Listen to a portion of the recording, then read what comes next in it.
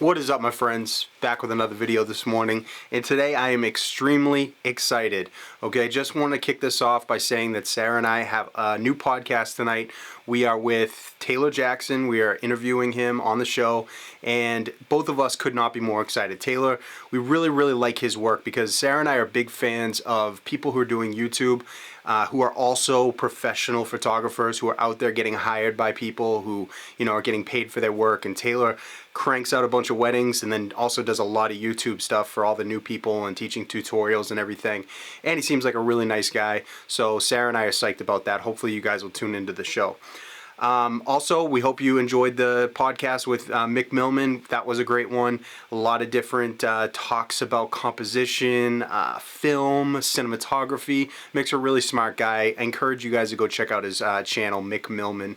And yeah, we're going to have another one coming. We talked about doing a podcast just about film because he's really experienced in that. He knows a lot about it, and he's going to start doing film tutorials. So, we're going to do a whole podcast on that as well. But today, back to the video, the topic that I wanted to talk about. I wanted to talk about today my new favorite lens, okay? The 50 1.8S. Now, this lens has become my new favorite, okay? As you guys already know, me and Sarah shoot with a 2' combo at weddings. We really do not like to take the lenses off our bodies. One of the reasons too is just because we shoot mirrorless. We don't like to be taking off lenses and switching everything, just keep the sensor clean and all that. But the main thing obviously is sticking with 2 focal lengths that we can kind of just tell a good story throughout the day.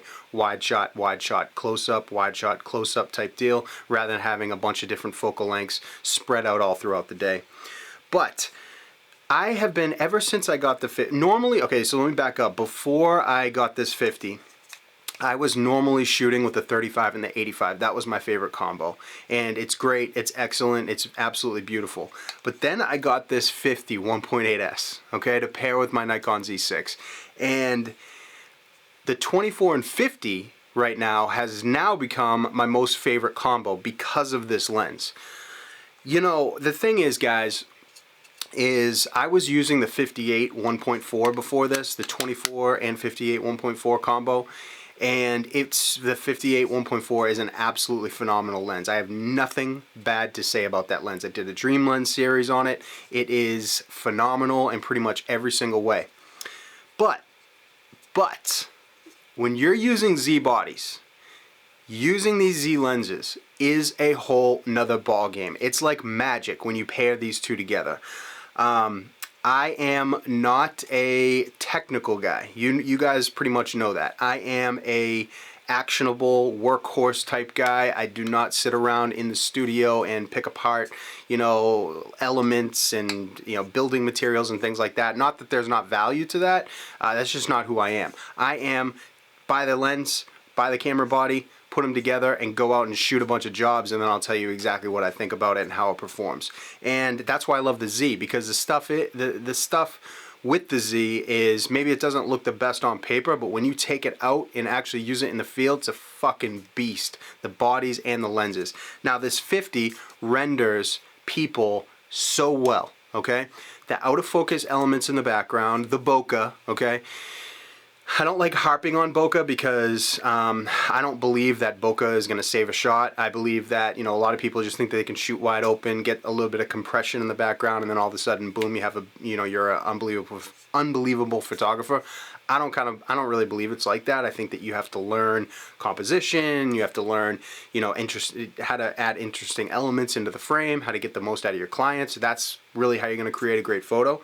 But there's a time and a place for sweet-ass bokeh, and this definitely has it.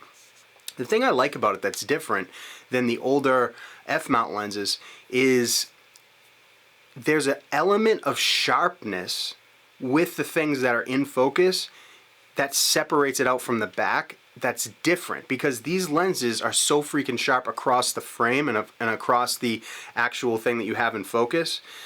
it's not like any other lens, because before it was just the main sharpness would be in the middle. Yes, you know, as the lenses got newer and newer, the sharpness kind of graduated out from the center and then went towards the edges, but still nothing was as sharp as these are. This technology is completely different. So it's this new type of feeling. I feel like it's very subtle, but it's a new type of feeling to where things that are in focus are spread out all across the frame, and then you have this distinct separation between the front and the background, because things don't kind of blend in.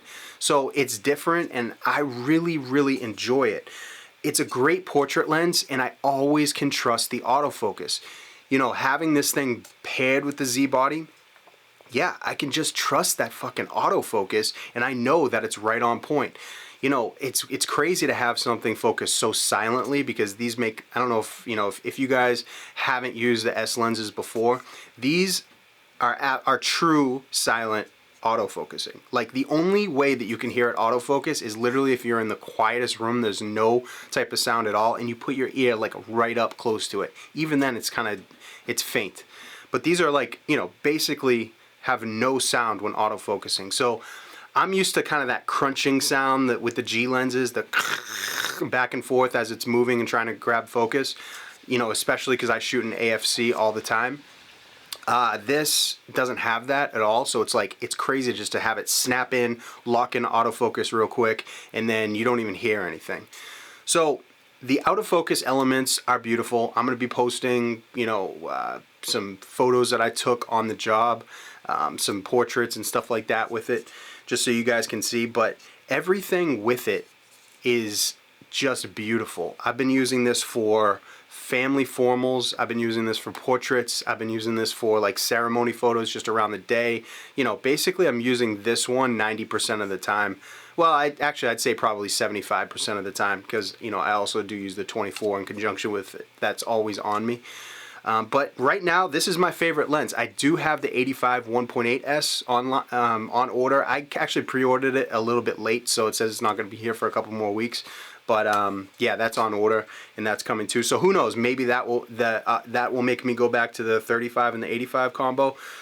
But for right now, the 24 and the 50 are just absolutely beautiful. I love this, guys. The Bokeh is really nice on it. It's smooth, it looks very pleasing, and it does not look like cheap or crappy at all. I'm very much enjoying it, and so are my clients. So like I said, throughout this video I'll be posting up you know, portrait shots and things that I've taken with this, just so you guys can kind of see it in action from like a real working point of view. Let me know what you guys think, what your experience was with it. But so far, this thing, from a real working perspective, has been an absolute beast, and I freaking love it. Thank you guys for all the continued support. Hope you guys are going to enjoy the podcast tonight. Hope you enjoyed all the other podcasts and every other piece of content that I'm putting out here. You guys are freaking just awesome. I can't say enough great things. So until the next time, guys.